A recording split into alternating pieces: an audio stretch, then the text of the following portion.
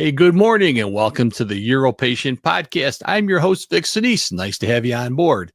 If you're watching us live, we come to you every Saturday at 10:30 a.m. Central Time, and we're live available on YouTube, Facebook, and X. So you can check us out anywhere on those channels, and you can subscribe, like, and follow, and all the other good stuff on all those channels too.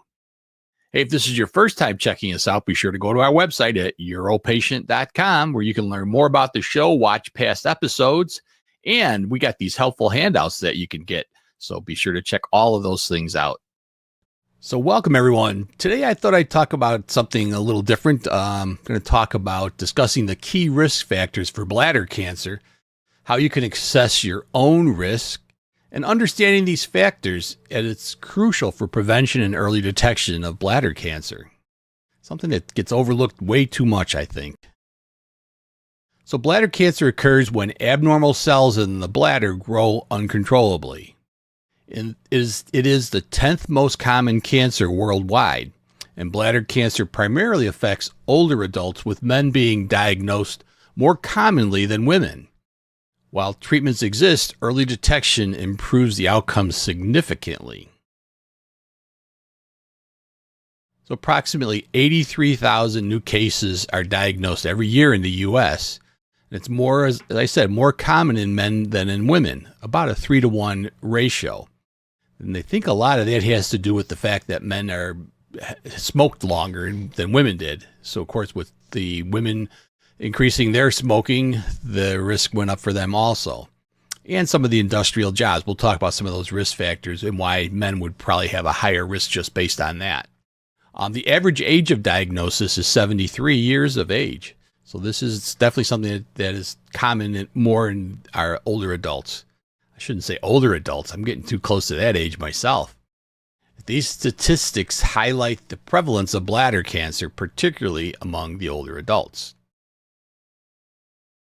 Now, key risk factors include smoking, occupational exposure to chemicals, chronic bladder inflammation, gender and age, and genetics and family history.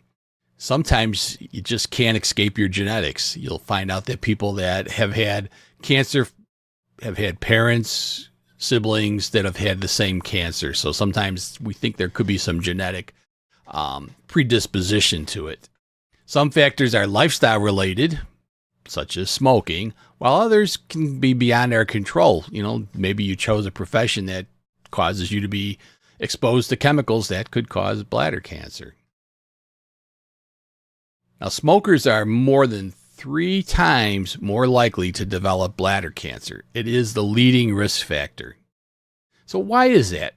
Well, I think many people associate smoking with lung cancer because you're inhaling all those carcinogens, all those cancer things. But remember what happens after you inhale those. The tobacco chemicals are then filtered and then excreted. They're filtered by the kidneys and then they're excreted out through the urine. Now they sit in the bladder, all concentrated, all these bad chemicals that your lungs took in, but they weren't too concentrated. The kidneys concentrated and got them out of the blood. And then they sit in your bladder in a concentrated form waiting for you to urinate it. And that's exposure to the bladder lining is why that bladder cancer and smoking are so highly coordinated. So cigarette smoke contains carcinogens, cancer-causing agents, that pass again from the kidneys into the bladder, and that causes that increased risk. So think about it when you're smoking, if you're a smoker, that it's not only your lungs that are going to be suffering, but your kidneys can have cancer from that, and your bladder most definitely can get cancer. It's actually kind of highly unusual to find a patient who's a non-smoker and doesn't have somebody in the house, so maybe secondhand smoke, with bladder cancer without other environmental exposure causes. So most of the time we see that.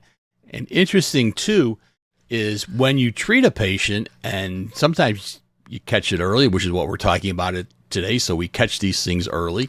You can cure patients of their bladder cancer if they stop smoking.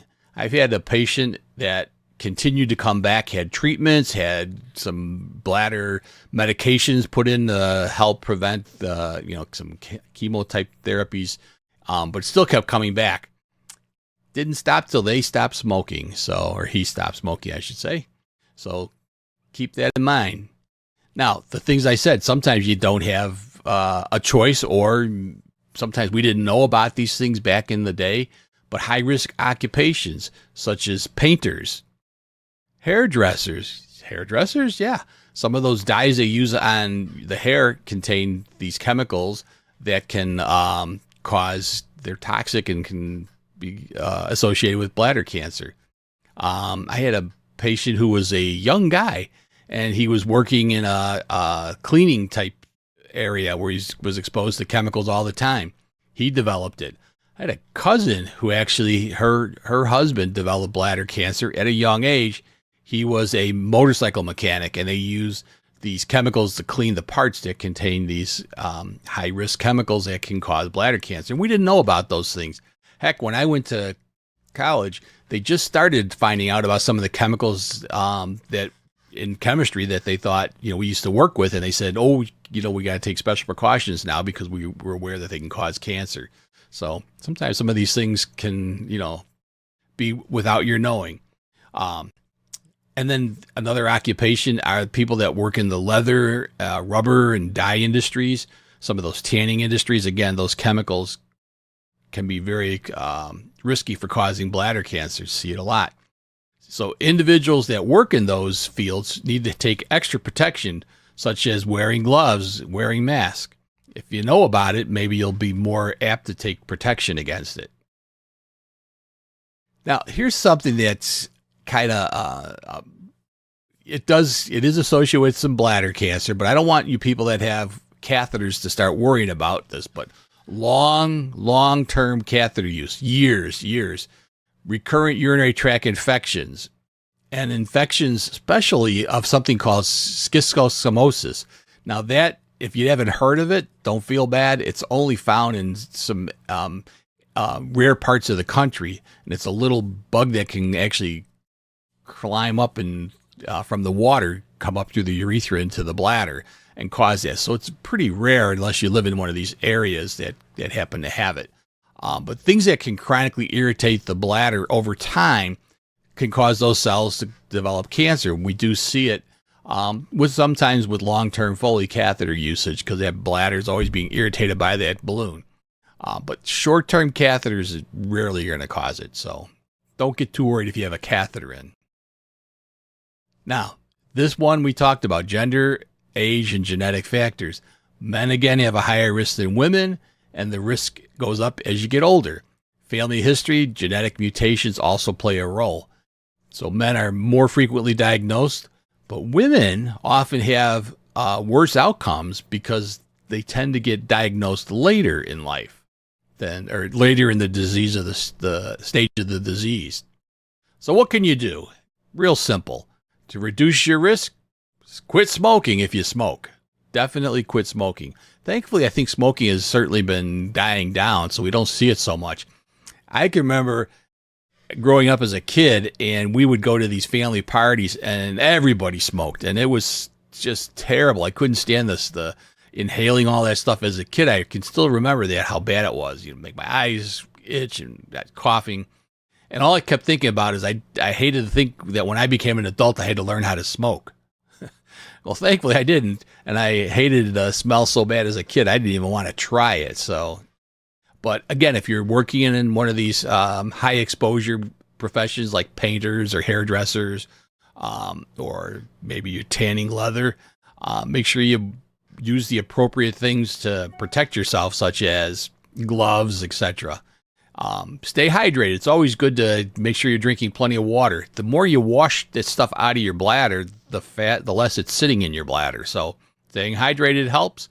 Eat a balanced diet, high in antioxidants, which can help prevent cancer. Undergo regular screenings especially if you're at one of these high risk categories. While some factors aren't controllable, lifestyle choices can make a big difference. And look for the warning signs. Most commonly, it's going to be blood in the urine. Even if it's intermittent, if you see blood in your urine, that should be an automatic red flag. You need to get checked out. Frequent urination, pain during urination, pelvic or lower back pain. These things can be associated with bladder cancer and probably should not be ignored. However, the blood in the urine especially. If you're getting regular checkups, they do a urinalysis. If they find microscopic blood, we follow up on that too. Because even microscopic, where you can't see it, but if there's a small trace of it in your urine, it can sometimes be the earliest signal that there could be a bladder tumor. So don't delay. These symptoms should not be ignored, and early stage bladder cancer is curable, not just treatable, curable.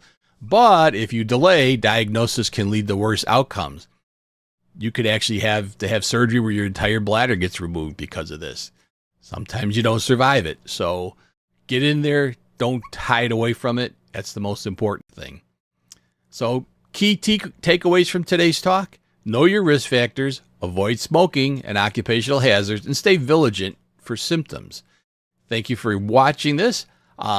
Every week I like to have a new topic for you guys to try to talk about something, and I thought this might be a good one. So understanding these risks, I hope, can save some lives. Maybe I'll save some lives out there. If you ever have questions or concerns, you can always put something in the comments.